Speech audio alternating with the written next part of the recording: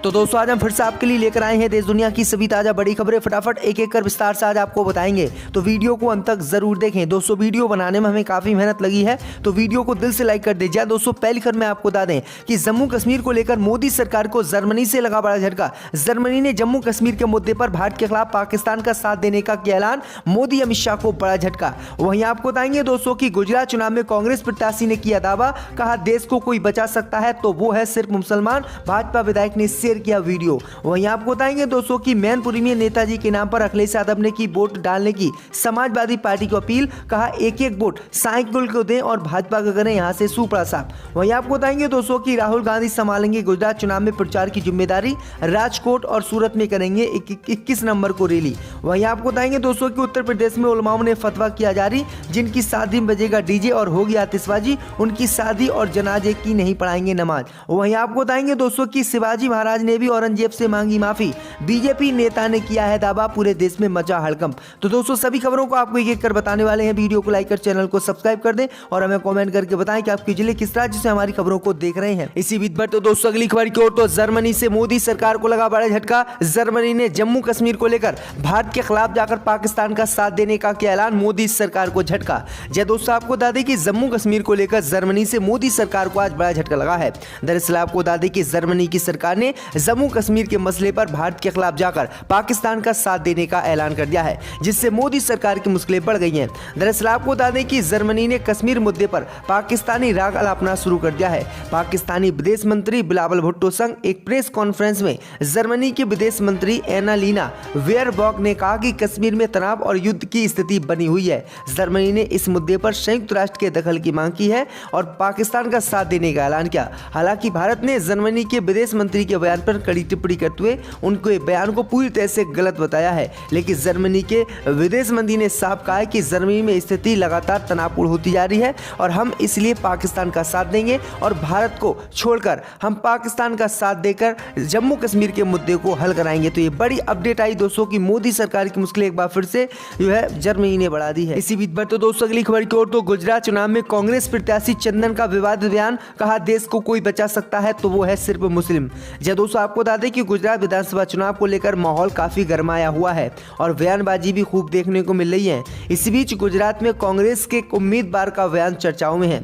दरअसल आपको बता दें कि सिद्धपुर से कांग्रेस के उम्मीदवार चंदन ठाकुर ने एक बयान दिया है। उन्होंने कहा है कि देश को सिर्फ मुसलमान ही बचा सकते हैं। पहले चरण की वोटिंग से पहले राज्य में हलचल काफी तेज हो गई और इसी बीच चंदन ठाकुर प्रचार कर रहे थे, तभी उन्होंने ये बयान दिया है। उन्होंने आगे कहा है कि देश को सिर्फ मुसलमान ही बचा सकता है और कांग्रेस पार्टी को कोई बचा सकता है तो वह मुस्लिम समाज बचा सकता है। इसका एक ही उदाहरण हैगा एनआरसी के मुद्दे को लेकर सोनिया गांधी, राहुल गांधी और प्रियंका गांधी रास्ते पर उतर आई। 18 प्रकार के पक्ष थे, लेकिन एक भी पक्ष ने मुस्लिम समाज की दलील नहीं की, मुस्लिम समाज की तरफदारी नहीं की। ये एक ही पार्टी ऐसी है जो मुसलमानों के रास्तों पर चलती है, मुसलमानों की रक्षा करती है और मुसलमान समाज को पूरे देश में बचाती है। तो ये बड़ी अपडेट आ रही दोस्तों की कांग्रेस उम्मीदवार ने ये बड़ा बयान दिया, जिसके बाद बीजेपी सहित कई नेताओं ने इन पर टिप्पणी की है। इसी बीच पर तो दोस्तों अगली खबर की ओर, तो नेताजी के नाम पर अखिलेश यादव की मैनपुरी के वोटरों से अपील, कहा एक एक वोट साइकिल को दे और भाजपा का करें यहां से सुपड़ा साफ। जय दोस्तों आपको बता दें कि सपा अध्यक्ष अखिलेश यादव ने शनिवार को मैनपुरी में जनसभा को संबोधित किया। पूर्व सीएम अखिलेश यादव ने कहा कि मैनपुरी लोकसभा का चुनाव अलग स्थिति में हो रहा है, बिना नेताजी का ये पहला चुनाव है। अखिलेश यादव ने कहा कि अगर समाजवाद का कोई मास्टर है तो वह नेताजी हैं। जेपी अंबेडकर ने जो रास्ता दिखाया वह नेताजी ने आगे बढ़ाया। अखिलेश यादव ने मैनपुरी के मतदाताओं से साइकिल को वोट देने की अपील करते हुए कहा कि ये पहला चुनाव है जब नेताजी नहीं है, सभी लोग मिलकर एक एक वोट साइकिल को दें। नेताजी के नाम पर अपील करना चाहता हूं, विकास कार्य में सबसे ज्यादा नेताजी के नाम की पट्टियां होंगी। एक्सप्रेस वे के शिलान्यास पर उनको बुलाया तो उन्होंने जानकारी ली कि इसका उद्घाटन 36 महीने में होना चाहिए। वहीं आपको बता दें कि अखिलेश यादव ने कहा है कि बीजेपी को यहां से आप लोगों को हराना है और आपको साइकिल को वोट देकर नेताजी को सच्ची श्रद्धांजलि देना है। तो ये बड़ी अपडेट आई दोस्तों की मैनपुरी लोकसभा सीट पर बुरी तरह से भाजपा चुनाव हार सकती है। इसी बीच पर तो दोस्तों अगली खबर की ओर, तो यूपी में उलमाओं ने फतवा किया जारी, जिनकी शादी में बजेगा डीजे और होगी आतिशबाजी, उसकी शादी और जनाजे का करेंगे बहिष्कार। जय दोस्तों आपको बता दें कि यूपी के ग्रेटर नोएडा के दादरी में उलमाओं ने एक फतवा जारी किया है, जिसमें कहा गया है कि अगर जिस भी मुस्लिम की शादी में डीजे बजेगा और आतिशबाजी होगी तो उसके घर पर निकाह में किसी भी तरह से कोई भी आलिम शामिल नहीं होगा। साथ ही उन्होंने उन्होंने कहा है कि डीजे बजाने वालों की पहचान करके उनके जनाजे में भी कोई शामिल नहीं होगा।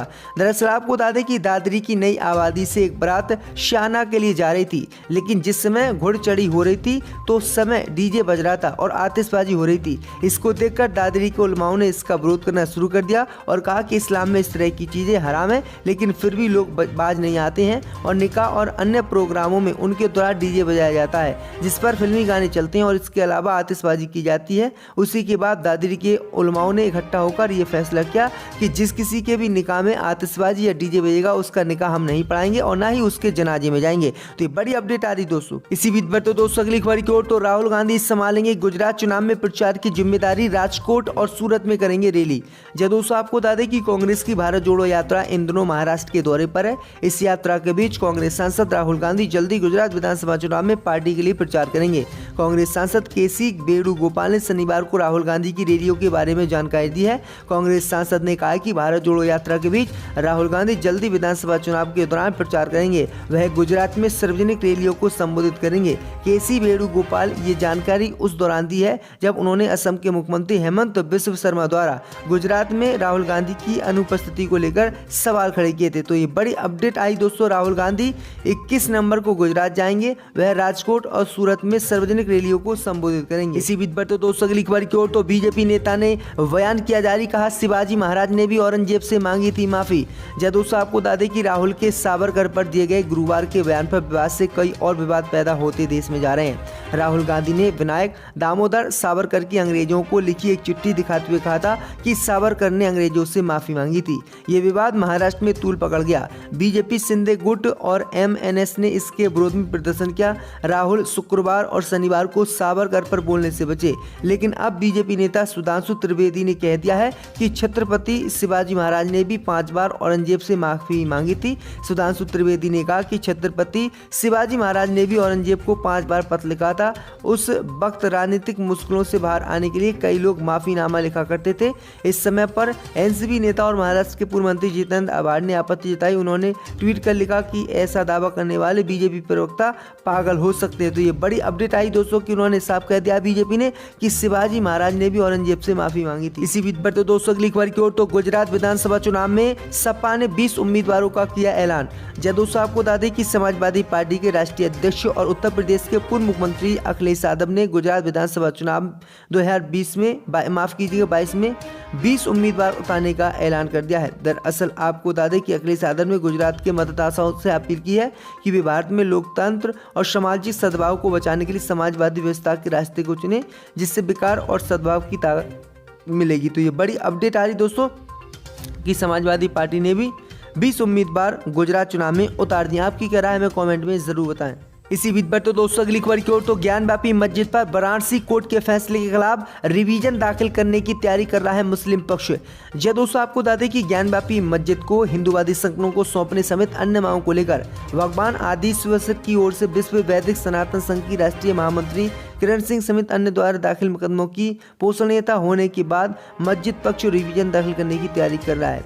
दरअसल आपको बता दें कि उसके वकील अखलाक अहमद के अनुसार आर्डर शीट पढ़ने के बाद इसके लिए प्रार्थना पत्र तैयार किया जाएगा। 3 से 4 दिनों में रिवीजन दाखिल कर दिया जाएगा। वहीं मंदिर पक्ष ने शुक्रवार को जिला जज की अदालत में कैविएट दाखिल किया है। इस बारे में उनके वकील अनुपम त्रिवेदी के अनुसार इस मामले में वादी के पक्ष में आए आदेश की सुरक्षा को ध्यान में रखकर कैविएट फाइल किया जाएगा। तो ये बड़ी अपडेट आ रही दोस्तों कि मुस्लिम पक्ष ज्ञानवापी मस्जिद पर जो कोर्ट का फैसला आया है उसके खिलाफ जाएगा। इसी बीच पर तो दोस्तों अगली खबर की ओर, तो 2017 में प्रधानमंत्री मोदी के पैतृक इलाके में हार गई थी भाजपा। 2 साल बाद विधायक ने बदल लिया पाला। जब दोस्तों आपको बता दें कि महसाणा जिले की ऊंजा सीट इस चुनाव की सबसे चर्चित सीटों में से एक है। प्रधानमंत्री मोदी का पैतृक गांव बटनगर इसी विधानसभा के अंतर्गत आता है। इस सीट के लिए भाजपा ने किरीट पटेल को अपना उम्मीदवार बनाया है।